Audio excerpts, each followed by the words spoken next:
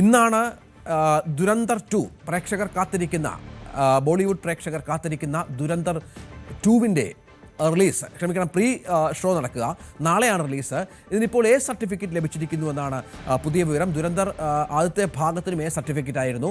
4 മണിക്കൂറിനടുത്താണ് ദൈർഘ്യം. 3 മണിക്കൂർ ഏതാണ്ട് 3 മണിക്കൂർ 90 മിനിറ്റോളം ദൈർഘ്യമുണ്ട് എന്നാണ് നമുക്കിപ്പോൾ മനസ്സിലാകുന്നത്. ഒപ്പം ദുരന്തർ 2വിൻ്റെ പ്രീ ബുക്കിങ്ങിലൂടെ ഏതാണ്ട് 130 കോടി രൂപ ലഭിച്ചു. ദുരന്തർ ദ റിവഞ്ച് എന്നാണ് ഇതിൻ്റെ പേര്. 130 കോടി രൂപ ലഭിച്ചു എന്നാണ് ഇപ്പോൾ മനസ്സിലാക്കുന്നത്. ചിത്രത്തിൻ്റെ അഡ്വാൻസ് ബുക്കിംഗ് ശനിയാഴ്ചയാണ് ആരംഭിച്ചത്.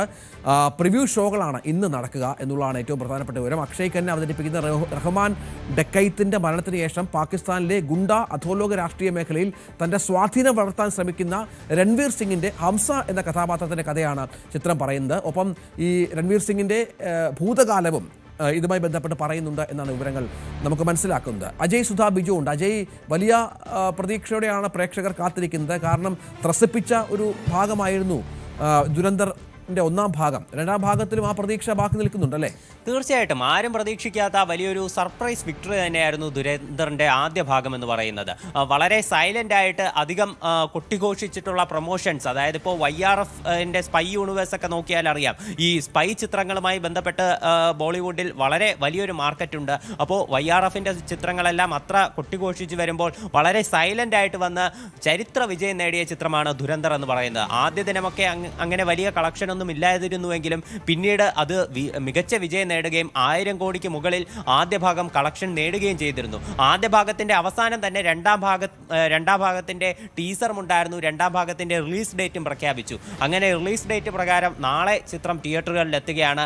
ഇന്ന് വൈകുന്നേരം മുതൽ തന്നെ പല നഗരങ്ങളിലും പ്രീമിയർ ഷോകളുണ്ട്. തിരുവനന്തപുരത്ത് പിന്നെ കൊച്ചിയിലും അടക്കം കേരളത്തിൽ ഈ പ്രീമിയർ ഷോകൾ ഇതിനോടകം തന്നെ മിക്ക തിയേറ്ററുകളിലും ചാർട്ട് ചെയ്തിട്ടുണ്ട്. ചിത്രത്തിൻ്റെ സെൻസർ സർട്ടിഫിക്കറ്റ് കഴിഞ്ഞ ദിവസമാണ് പുറത്തു വന്നത്. അതിൽ നിന്ന് ഈ ചിത്രത്തിന് എ സർട്ടിഫിക്കറ്റ് ആണ് ലഭിച്ചത്. ചിത്രത്തിൻ്റെ ഒരു ബ്രൂട്ടാലിറ്റി, അതിനകത്തുള്ള സീൻസിൻ്റെ ആ ഒരു ഡീറ്റെയിൽസ് അടക്കം പുറത്തു വന്നിട്ടുണ്ട്. മൊത്തം 229.6 മിനിറ്റാണ് ചിത്രത്തിൻ്റെ ആകെ ദൈർഘ്യം എന്ന് പറയുന്നത്. അതായത് 3 മണിക്കൂർ 59 മിനിറ്റ് ഈ ചിത്രത്തിൻ്റെ മൊത്തം ദൈർഘ്യമായിട്ട് വരും. ഏതാണ്ട് 4 മണിക്കൂർ തന്നെ ഈ ചിത്രം തിയേറ്ററിൽ നിന്ന് എൻജോയ് ചെയ്യാൻ സാധിക്കും പ്രേക്ഷകർക്ക്. അത് മാത്രമല്ല, ഇതിൻ്റെ ചില സെൻസർ ഡീറ്റെയിൽസും നിലവിൽ പുറത്തു വന്നിട്ടുണ്ട്. പ്രേക്ഷകർക്ക് അസ്വസ്ഥത ഉണ്ടാക്കുന്ന ചില രംഗങ്ങളാണ് കൂടുതൽ റീപ്ലേസ് ചെയ്യുകയും മ്യൂട്ട് ചെയ്യുകയും ഒക്കെ ചെയ്തിട്ടുള്ളത്. നിരവധി അസഭ്യ പദപ്രയോഗങ്ങൾ അത് റീപ്ലേസ് ചെയ്യുകയും മ്യൂട്ട് ചെയ്യുകയും ചെയ്തിട്ടുണ്ട്. മാത്രമല്ല, തലയിൽ ചുറ്റിക കൊണ്ടടിക്കുന്ന ചില ദൃശ്യങ്ങൾ അത് കുറച്ചിട്ടുണ്ട്.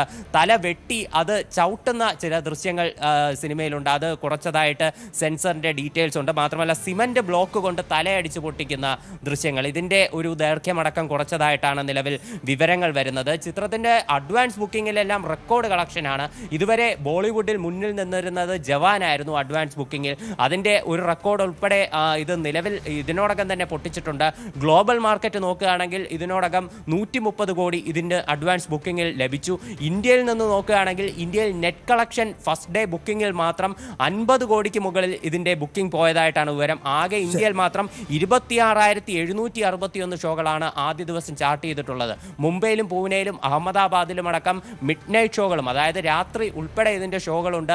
പ്രീമിയർ ഷോ കൂടി കണക്കിലാക്കുമ്പോൾ ഫസ്റ്റ് ഡേ കളക്ഷൻ അത് ഒട്ടും പ്രതീക്ഷിക്കാത്ത ബാഹുബലി 2വിന് മുകളിലേക്ക് പോകാനാണ് സാധ്യതകൾ. ശരി അജയ്. കൂടുതൽ വാർത്തകൾക്ക് News 18 കേരളം യൂട്യൂബ് ചാനൽ സബ്സ്ക്രൈബ് ചെയ്യുക.